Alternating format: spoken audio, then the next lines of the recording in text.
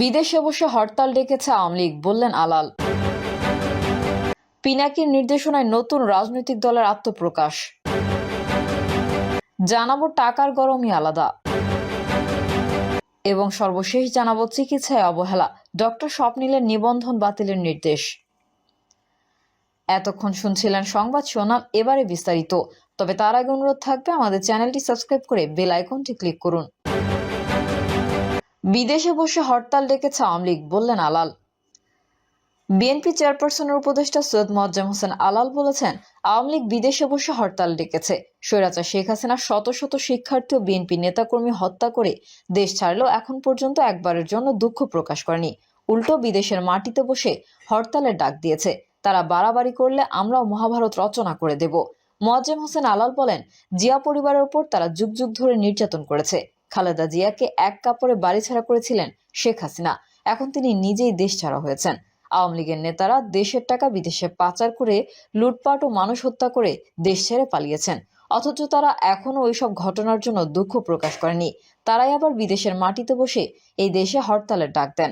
আওয়ামী লীগ বেশি বাড়াবাড়ি করলে তার ফল ভালো হবে না, দেশের মানুষ সমুচিত জবাব দেবে। জামায়াতে ইসলামের প্রতি ইঙ্গিত করে তিনি বলেন, এদেশে একটি দল আছে, তাদের মূল শেকড় পাকিস্তানে। আবার সুযোগ পেলেই তারা ব্যাংক, বিমা ও আর্থিক প্রতিষ্ঠান দখল করে আর বিএনপির সমালোচনা করে।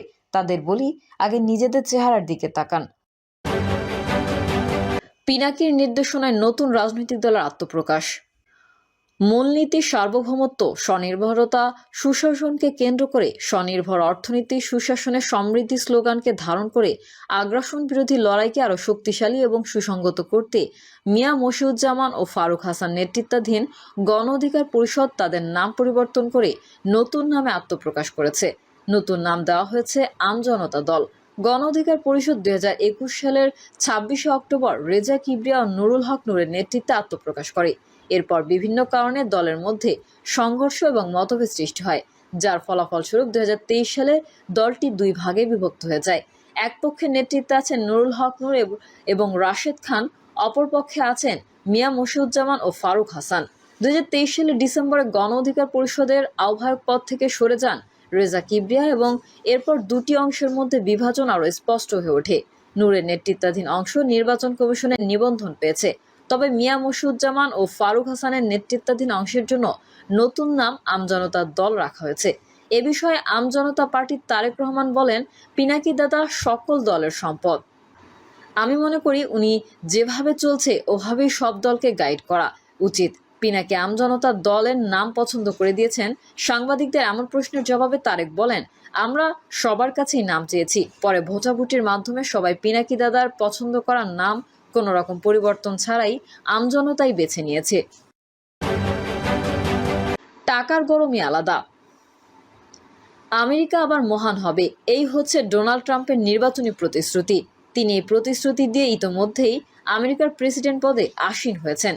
পুরো বিশ্ব পৃথিবীর 1 নম্বর দেশের দিকে তাকিয়ে কি হয় এবার, ট্রাম্প কিভাবে আমেরিকাকে এবার মহান করে গড়ে তুলবেন তা তিনি তুলুন, কিন্তু আমাদের প্রশ্ন অন্যত্র।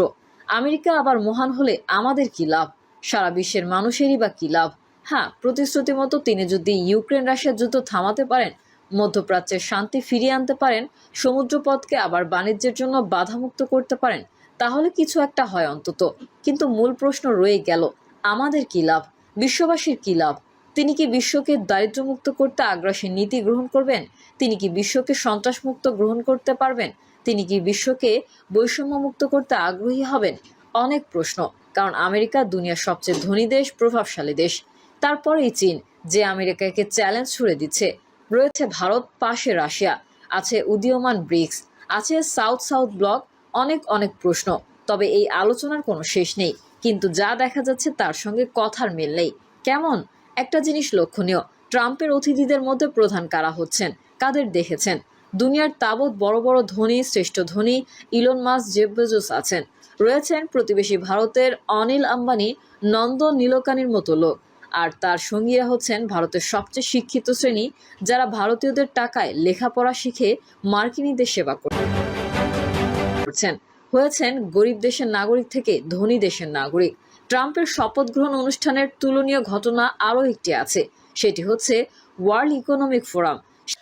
এখন এটা পরিষ্কার যে রাষ্ট্রনায়কেরা, মন্ত্রীরা যান এসব অনুষ্ঠানে বিনিয়োগের জন্য, বেসরকারি বিনিয়োগের জন্য। উন্নয়ন আর কি, সবার নজরে উন্নয়ন। মনে হচ্ছে উন্নয়ন মানে শক্তি, অর্থনৈতিক শক্তি। আবার উন্নয়ন হলেই দরকার সামরিক শক্তি, দুনিয়াকে বোঝানো যে আমরা শক্তিশালী। আর শক্তি দেখাতে অস্ত্র দরকার, অস্ত্র উৎপাদন দরকার। দেখা যায় শেষ পর্যন্ত উন্নয়ন হয় অস্ত্রের, অস্ত্র উৎপাদন এবং যুদ্ধই হয়ে ওঠে এজেন্ডা। এবং এটাই নির্ধারণ করে দুনিয়ার ভবিষ্যৎ। শেষ বিচারে দারিদ্র বিমোচন পেছনে পড়ে যায়, গরিবের কথা বাসি হয়ে যায়। এখন বলি একটা, করি আমরা আরেকটা। মুখে যুদ্ধ নয় শান্তি, বাস্তবে যুদ্ধের প্রস্তুতি। একজনের পেছনে লাগা, প্রতিবেশী হলে তো কথাই নেই। প্রতিবেশীকে দমন করা 1 নম্বর কাজ, হাত পাকানো আর কি। দুনিয়ার এই হচ্ছে নমুনা। আজকাল রাষ্ট্রপতি, মন্ত্রী, প্রধানমন্ত্রীর আর কবি সাহিত্যিক নিয়ে ঘোরেন না, তাদের লালন পালন করেন না, তাদের দেখা যায় অনুগ্রহ প্রার্থী হিসেবে। এটাই হয়ে পড়েছে নতুন সভ্যতা। আমাদের প্রত্যাশা খুবই কম, কোনো রাষ্ট্রই তার নিজ স্বার্থ জলাঞ্জলি দিয়ে আমাদের জন্য কিছু করবে না। ওয়ার্ল্ড ইকোনমিক ফোরামে আমরা যেতে পারি, আমরা সেখানে কি অভিজ্ঞতার কথা বলবো? তারা জানে আমাদের মাইক্রো ক্রেডিটের কথা। বলাই বাহুল্য, তারা এসব ব্যবসা করে না, তাদের ব্যবসা হচ্ছে বিলিয়ন বিলিয়ন ডলারের। 1 বিলিয়ন মানে 100 কোটি। এই অবস্থায় তাদের কাছে বড় কিছু আশা করে লাভ নেই। তবে হ্যাঁ, আমাদের একটা দাবি আছে, সেটা আমাদের নিজস্ব স্বার্থের কথা। দুনিয়ার তাবৎ ধনী ব্যবসায়ীরা জানেন টাকা কোথাকে আসে, কোথায় যায়, টাকা কোথায় রাখা হয়, কারা টাকার ম্যানেজার। এমতো অবস্থায় ধনীদের কাছে আমরা একটা দাবি করতেই পারি। তারা জানেন আমাদের দেশের চুরি ঘুষের টাকা পাচার হয়ে তাদের দেশে যাচ্ছে। অস্ট্রেলিয়া, হংকং, চীন, মধ্যপ্রাচ্য, ইউরোপীয় দেশ, আমেরিকা, কানাডা, মালয়েশিয়া ইত্যাদি দেশে আমাদের দেশের চোরেরা অর্থ পাচার করে ডলার জমাচ্ছে। তাদের ধরে ধরে খোঁজ করে ডলারগুলো বের করতে আমাদের সাহায্য করতে পারে। আমরা মোটামুটি একটা প্রক্রিয়ার মধ্যে আছি। চারদিকে খবর দেখতে পাচ্ছি, সারা দেশে সরকার খবর করছে, সম্প্রতিক্রকও করছে। এসব কথা জাতিসংঘ, আন্তর্জাতিক সংস্থা, বিশ্বব্যাংক, এশিয়া উন্নয়ন ব্যাংক পর্যন্ত জানে। তারা সাহায্য সহযোগিতা করতে পারে, তারা তাদের দেশের আইন বদল করতে পারে, চোরাই ডলার না রাখার সিদ্ধান্ত নিতে পারে।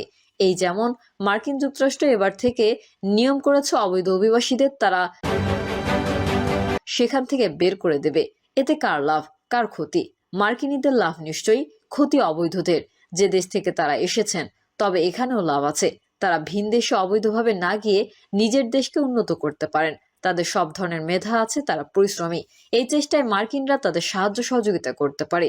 রেজিম চেঞ্জ না করে, অভ্যুত্থান না ঘটিয়ে, প্রেসিডেন্ট প্রধানমন্ত্রীকে না মেরে, বয়কট না করে মার্কিনরা এভাবে উন্নয়নশীল দেশগুলোকে সাহায্য করতে পারে। তাদের হাতে, তাদের দেশের ধনীদের হাতে প্রচুর ক্ষমতা। তারা অর্থশক্তিতে বলীয়ান, এটা তাদের কাছে কিছুই না। এসবের